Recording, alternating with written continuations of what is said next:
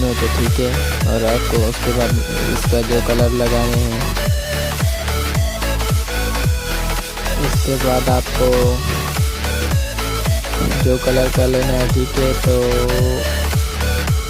आपको यहाँ पर देख रहे हैं ऊपर हो गया, ठीक है। आपको जो अच्छा लगता है आप वो कर सकते हैं।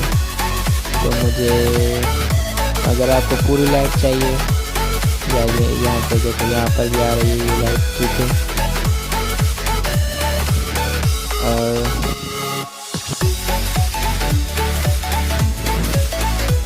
मुझे यहाँ पर ये अच्छी लग रही है, ठीक है। और उसके बाद हमें कलर चेंज करना है, कलर कलर कलर कलर।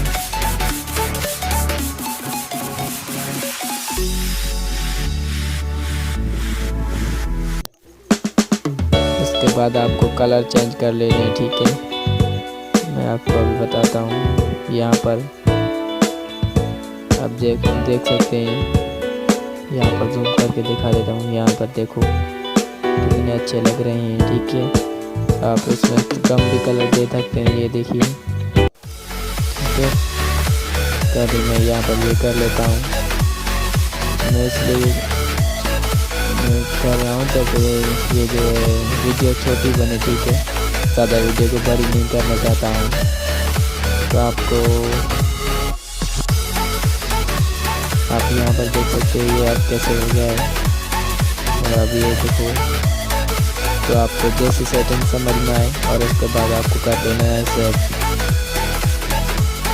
अब देखो कैसा अच्छा लग रहा है, देखिए।